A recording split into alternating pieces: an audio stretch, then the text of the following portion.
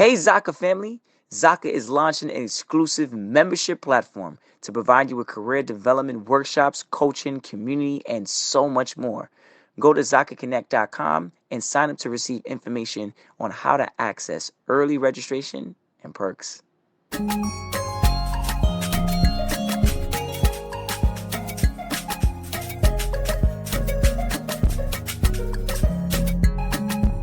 Hello, everybody. This is Paul Herman, the Prince of Motivation and host of Zaka Presents My Journey.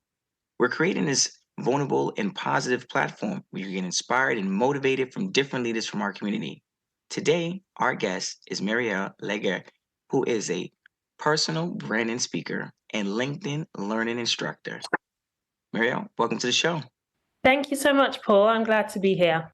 Oh, the pleasure's all ours. I mean, there's a lot of great things I read in your bio, and there's a lot of things I want to kind of address and talk about with you. But before we get into that, I want to know a little bit more about your background and where you're from. Sure. So right now I'm in London, I'm actually from the UK. I was born in a very small town called Nottingham, which I'm sure many of your listeners haven't actually heard of. But I also have spent an extensive amount of time in the US. I lived in New York for about 8 years. And so I would say that I'm definitely an international citizen. Okay. Now, when did you make that transition from the UK to the US? The first time was in 2012. So I had the fortunate opportunity to transfer with the company that I was working with, a global accountancy firm. So I moved there in 2012 up until 2018. During that time, I was awarded the Extraordinary Ability Green Card, which meant that I could live and work in the US indefinitely. And then again, in just last year, actually, 2012, I was exploring moving back to New York, but I must say it's changed quite a lot since the pandemic. So the prices were just a little bit too much for me as an entrepreneur. So I decided shout out to New York. I still love it. It will always have a special place in my heart. But right now I'm just not at that price point to live there. But if you had to pick between the two, which one is the place to be, the UK or the US? It really depends on your goals. I think for business, I think the US is such an incredible market. Like it's a huge market, right? But in terms of quality of life, I feel like London for me just has a little more. Now, talk to me about your childhood growing up. Like what influenced you and what inspired you to be the person that you are today?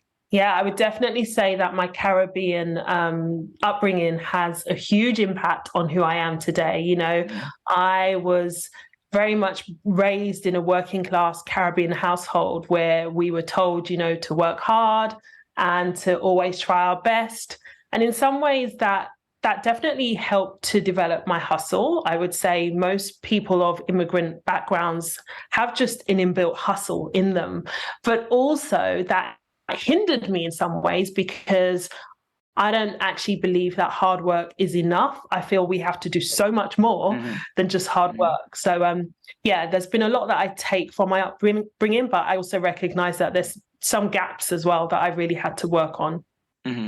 Now, when you said the Caribbean, like, where are your parents from? What part of the Caribbean? St. Vincent, which is next to Barbados. That's right. Shout out to anybody on a trip that want to travel. Get your head out there. It's beautiful. What anything you could tell us about the island? Something that you know that you would recommend? So many things. So I actually sorry. No, I was gonna say I know it's a beautiful country. I'm from the Caribbean myself as well too. So some things you could speak on about it. Yeah, so there's so many incredible things about the Caribbean as a whole, but obviously I'm biased because both my parents are from St. Vincent. So St. Vincent is known for being the gem of the Antilles, they call it. So it has very, very lush land. And I don't know if there's any cannabis smokers here, but some of the best cannabis comes from St. Vincent. And that is because the land is so incredibly fertile. So you could plant something there, anything there, not even just necessarily cannabis, but anything, and it will grow. It's just a very lush, fertile land. So that's what I love. My dad still lives there. So when whenever he comes over here, I always ask him to bring me back, not weed, obviously, but I always ask him to bring me back fresh ginger, turmeric, all of Oh, those things. yes, yes. You know, that's the Yeah, Caribbean remedies right there. You sick, you got a little cold, that's all you need right there. that's it. Yeah, exactly. Uh, Now, before you started your own business, like, what was like your breakthrough? What led you to become like a personal branding consultant? Yeah, there's a few things. I'm a firm believer that nothing is ever wasted. So even when I was in my 9 to 5 job, even though I may not have necessarily enjoyed it all the time, I knew that it was helping me and teaching me things that I needed to learn. I needed to learn discipline. I needed to learn order. I needed to learn how to win friends and influence people, because that's what business is all about. So, but I also learned things that I wasn't necessarily meant to be there forever. It was kind of just going to be a stepping stone. I think the biggest lesson was just learning about myself, learning who I am at my core. And at my core, I'm a visionary, I'm very creative. I love to put ideas into practice. And I found as I progressed in the corporate world that I reached a ceiling, and that's what led me to start my business in personal branding. And I was able to marry all of the expertise that I had developed in my 15-year PR career and then build upon that to really help people shine in the work that I do today as a personal branding consultant. Mm-hmm. Now, when you talked about this, you mentioned the ceiling. Could you tell us a little bit more about that? How did you feel when you were at that point in your life? Yeah. So, there's so many different ways to look at it. And I think for me as a Black woman working in a predominantly white male industry, that's all I've done throughout my career. And it's in some ways it's an invisible ceiling because I think it's almost just human psychology, right? People are going to support and back those who look like them. And I never really fit in. So for a long time, that really hindered me. But today it's now my superpower because I'm able to relate to a much broader range of people because I am different, because I'm able to relate to different cultures. I understand the UK culture very well. I understand the Caribbean culture very well. I understand the US culture very well. I understand different generations very well. So all of those things that initially I thought were differences in a bad way are actually now my strength. So I leverage that in the work that I do. And then was that some of the other challenges you face, during this time? Like, how did you overcome a lot of those challenges? Because when sometimes some people reach that ceiling, it kind of says, you know what, this is where I'm going to be for the rest of my life. How did you overcome that? What did you do exactly to overcome it? Yes. Yeah. I think, with something so systemic, such as oppression, right? Because let's face it, it is a form of oppression. I had to realize that I wasn't going to be the victim. I wasn't going to have somebody else create my reality anymore. So the first thing I had to do was work on the story that I was telling myself. Sure, there's a glass ceiling, but what was I going to do about it? Was I going to attempt to push my way through, or was I going to create my own thing? Create my own thing, create my own rules, and create my own story. I chose the latter. I chose to create my own narrative. And I realized that's not necessarily for everybody. So for those of you that are working in a corporate environment and you do notice that there's a ceiling, I would say that the first thing is you have to develop your mindset, right? So you have to make sure that you are mentally strong because you will need to be mentally strong. And then you have to develop your board of advisors, right? Because no one is going to achieve success alone. So you have to make sure that you're surrounding yourself with people that could really advocate for you, that could pull you up, if you will. And then thirdly, you have to really just make sure that you're taking consistent action and making sure that you are visible to those decision makers who could really essentially make or break your career. So those were the tips that I would give. Now, during that time period, like, what were some of the challenges, like, when it comes down to your mental health? How did Yeah. these challenges affect your mental health during that time? Ooh, that is a great question. How did those challenges of being in a corporate environment impact my mental health? I went to a very dark place. I'll be honest, I went through a very dark place because I felt very isolated, for one. Nobody looked like me. Nobody sounded like me. And it's hard, it is very, very hard. Don't let nobody tell you that it isn't. If you're the only one who looks like you, talks like you, has the same cultural background as you begin to feel quite isolated. And I found myself withdrawing so much, like not wanting to speak up, not wanting to use my voice. And it really began to impact me to an extent whereby I didn't even want to wake up and go to work in the morning, right? And then that spills over to your personal life as well, because you gradually sink into a kind of depression. So I really had to, first of all, recognize what was going on. And then I had to talk to people. I started to talk to people because I recognized that I couldn't get to where I was going alone. So I actually invested in a career coach.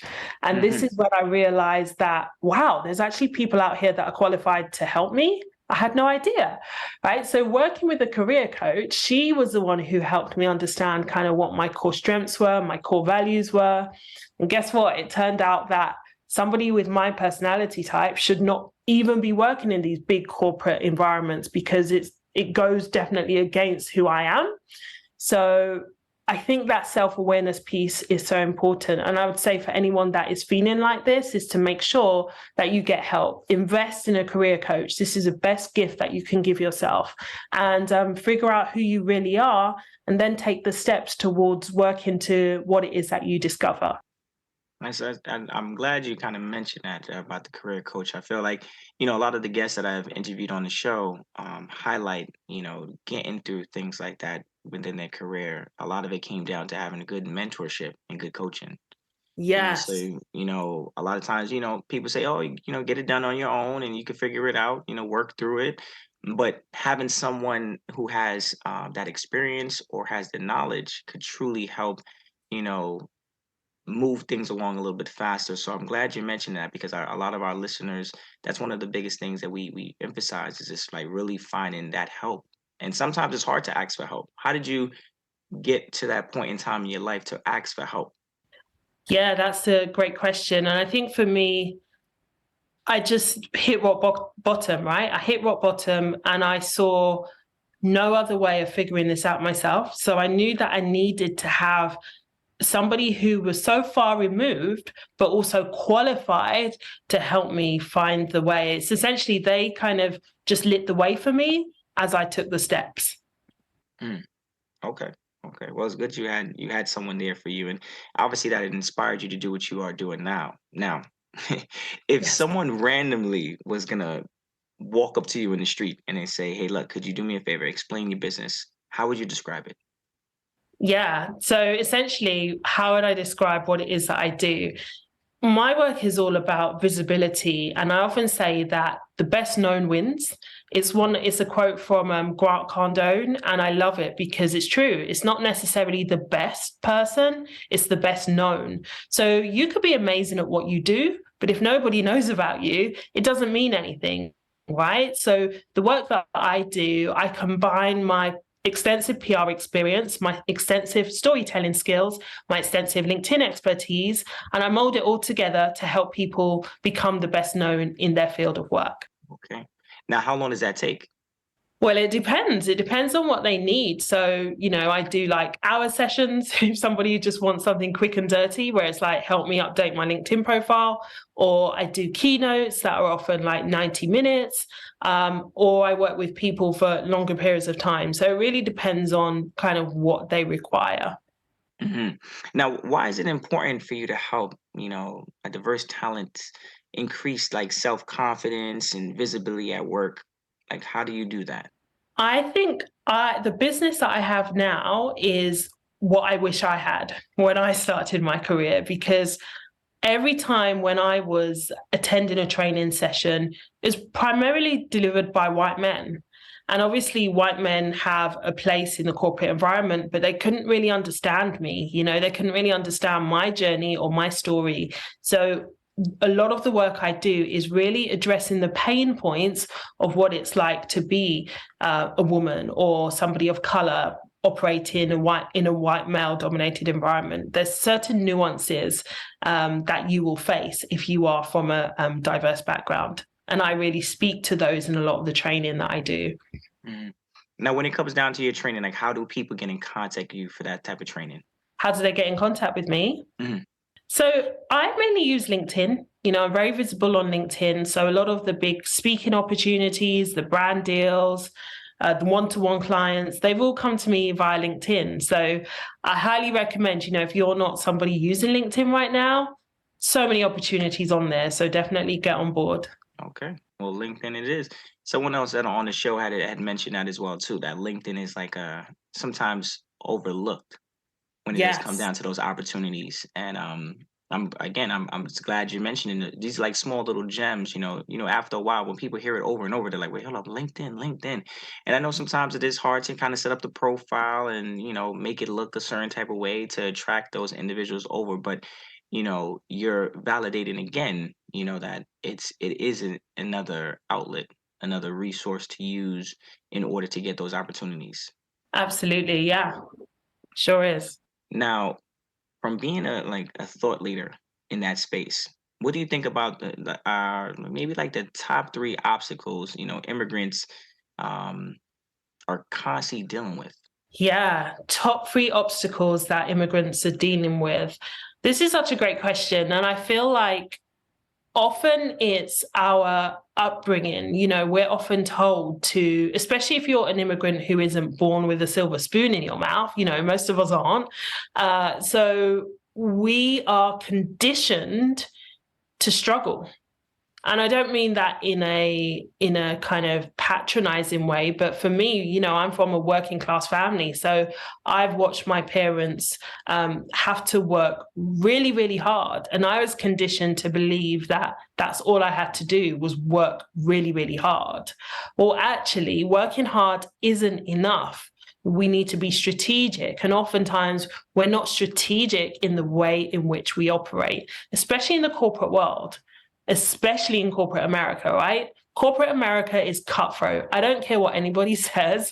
It's a very cutthroat culture. So you need the tools to know how to maneuver yourself in that environment. So I would say that is the first challenge, is you need to have a game plan, right? And a lot of times we don't have that game plan. We also need to know how to network effectively, because there comes a point when your work alone isn't going to speak for you, right? You need to have that social currency. And you probably heard the term, the old boys network. Most of us, especially if you're from an immigrant background, you're not part of the old boys network, right? But guess what? That's where all of those decisions are happening, in the old boys network, right? So we need to find a way to break into that network. And I would say the third thing is simply just that we're not visible enough. We kind of play down our capabilities, and we often feel like we need to be humble. I don't see white men being humble about the work that they do. Oftentimes they are very, very vocal, and I feel like we need to just be much louder, obviously in a sensible way, to make sure that the right people know about us. because Wow. often because often as immigrants, I feel like we're conditioned to, just be grateful that you've got a job, True. you That's true know? because it came with sacrifice. Whether Yes, transitioning from the country, parents, you know, putting that on top of us in a sense, and then grandparents being like, oh, you finally have a good job. You finally have everything you need. Just kind of stay where you are. Just be happy. exactly. And definitely having a strategy to kind of incline up that ladder is very crucial, because you could stay there forever. But if you have a strategy, you have a plan, you say, okay, I'm gonna be here for the next 2 years and I'm gonna incline up the ladder and go to this position. And you could do a lot with a strategy. Absolutely. But that's Absolutely. where a coach and mentor might come in at that point in time, because sometimes people just don't know how to strategize Yes. and Having that navigate through game corporate plan, America. yeah, it's key. It's crucial. And in corporate America, like you said, it's a little cutthroat, but it's also big, so big Yes. that like one small move can mess you up, and one small move can make you grow a whole lot, right? So Yeah. if you don't know how to navigate through that, or have the confidence to navigate through that on your own, Because a lot of those decisions at the end of the day, you're gonna have to, like when you spoke to your coach said, okay, hey, this is what you need to do. At the end of the day, he or she didn't do it for you. You had to still do it. Absolutely. Yeah. And that, Yeah. that brings me to that next question for you is just thinking about it now, like a lot of immigrants, from just talking and researching the stuff that we have here at Zaka, a lot of immigrants tend to be introvert at work. What are some of the things you would recommend for that individual? And What how would can they I use that recommend? to their advantage? Yeah, what would I recommend for an immigrant who is an introvert trying to navigate their way in the workplace? Firstly, this is me. You're talking to me. I definitely identify as an introvert. And in fact, when I moved to New York from London, I got a huge culture shock because New Yorkers just seem so loud in comparison to Londoners. I was like, oh my gosh, everyone's so loud here. And I recognized that I had to really get out of my head because sometimes as introverts, we're great listeners, but I think sometimes we stay in our own head a lot and we think a lot, but sometimes we don't verbalize what we think. And in certain settings, especially if you're in a noisy environment, you get overlooked, you get trampled on, people just assume that you don't have anything to say. So that's the balance as well, is making sure that your voice is heard. So the things that have really helped me, and they're probably unconventional tips, but the first thing is I had to practice. I had to practice using my voice because I was so conditioned to listening. But in certain situations, we do need to use our voice, even if you don't feel comfortable. So for me, I practice by going to Toastmasters, which is a global public speaking network, which is invaluable to anyone who is feeling nervous about speaking up. And we have to remember that your ability to communicate and your ability to articulate yourself and to have people buy into your ideas is crucial no matter what work or industry you are in. So if you're somebody watching this or listening to this thinking, I really don't feel comfortable speaking up, I would highly recommend that you practice, right? What is that quote? Sweat more in practice than you do in battle, or I can't remember the quote, but it's a really good quote around the importance of just making sure that you're using that muscle so that when it comes to, your big performance, you've already practiced enough, right? So that would be a really key tip that I would say. And I would also say lose the ego. I think the times when I thought about being really self-conscious as an introvert is because I've been so caught up in my own head. Now, instead of focusing on myself and being really nervous, I focus on my message. Focus on your message instead of yourself, right? So when you're focused on your message, that's really going to help you lose any fears that people are looking at you. Oftentimes they're not. And that's the advice that I would give to introverts immigrant introverts in the workplace. I do like the fact of you saying focus on your message. That's when people are focused on themselves, it becomes like a battle. Yes. They're going back and forth, whether with their colleagues, their employer. They're like, oh, well, I want this, and no, you should do this. Versus the message, like, hey, look, what are we doing about promoting diversity here in the company? Exactly. And when you focus on yourself as well, so you're always going to find something, aren't you, that you don't like or that doesn't look right or whatever. But to focus on your message is much more impactful as well. Now, when you're looking at like corporations, I know a lot of times a lot of corporations struggle with like, diverse talents. Now, from your opinion, what are like two things that you would recommend? Yeah. So for companies struggling to retain diverse talent, I would say, firstly, have an honest look at your culture. Is it accommodating? Is it truly inclusive? And, I think there's so much talk around this, but people can tell, are they actually living this? Are they genuinely committed to change? So that is the first thing. I would really just take an honest look and almost audit yourself. How inclusive are you? And are you interested or committed to change? Because I feel like there's a big difference, right? If you're committed, you're going to do whatever it takes to make sure that every single person coming through the door feels welcome and feels part of the culture, right? But if you're interested, it means that you kind of just do what you like, do it as you please, do what feels comfortable. change is never going to be comfortable, but to really make sure that you are retaining the best, top, and diverse talent, it's going to be uncomfortable. And I think a lot of people just aren't that willing to go there just yet. And there's something in New York they always used to tell me, real recognize real. So Yeah. after a while, people start to realize, like, I know you guys talk a lot about doing these things, but they're not coming to, the action behind it is not there. And I can see that Yes. when people get frustrated, and this is where they don't speak up because you're in a large environment. You're like, okay, my voice is not going to make a difference. And if you're an introvert and there's a whole bunch of other things going on, that that's when things just don't happen, and that's when people become unhappy with their jobs, and then like, I gotta leave. You know. Yeah. Now, you have an intense background with a lot of great things you've done. You've helped a lot of people, but like, what is one of the most proudest moments in your career? Ooh, I would say one of the proudest moments in my career is the work that I'm doing now, because I still get to work with huge corporate brands, but it's on my terms. And I've actually created a framework that I've had the honor of being able to teach. That it's purely my ideas that people are hiring me to teach and deliver. And I'm making a big impact in the work that I'm doing. So that's definitely a proud moment, because it's quite surreal. Now, when you talk about that, could you talk a little bit more about, like, that I heard you develop your own method. Um, Yeah, so I've developed a framework, which I essentially call the Professional Presence Framework, or the 5 Ps of personal branding. And it's my proprietary framework that I realized was lacking in a lot of companies. So it's focused on the importance of mindset, for instance. If you've got a team of people that are struggling with their confidence, struggling with limiting beliefs, there's no point trying to teach a strategy, right? Because I think back to my time in corporate, for a long time, I really struggled with my confidence, and I really struggled with feelings of isolation, and that I didn't belong there. So I really had to work on my mindset.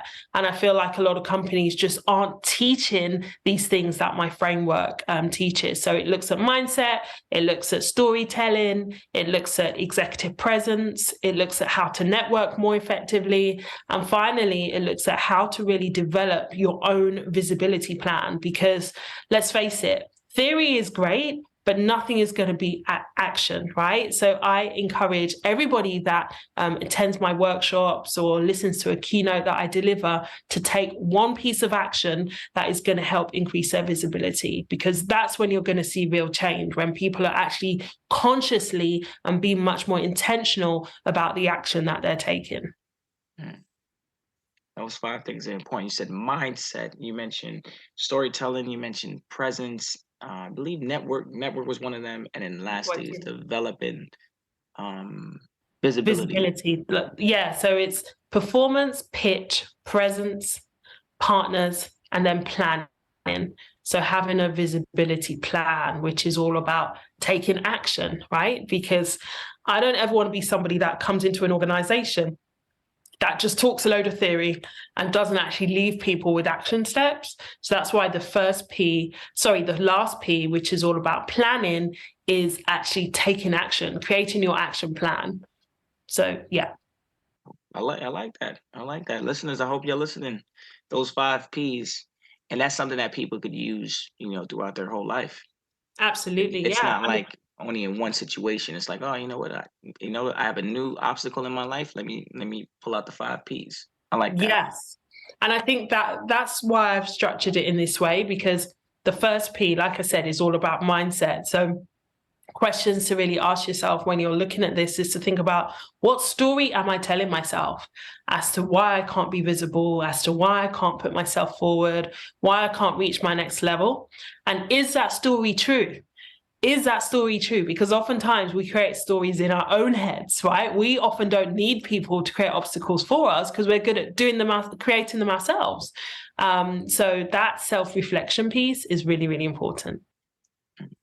Well, I'm definitely going to implement some 5 Ps later on this evening. Now I heard through the grapevine, and you can kind of clarify for me. I heard that you're developing some workshops with Zaka.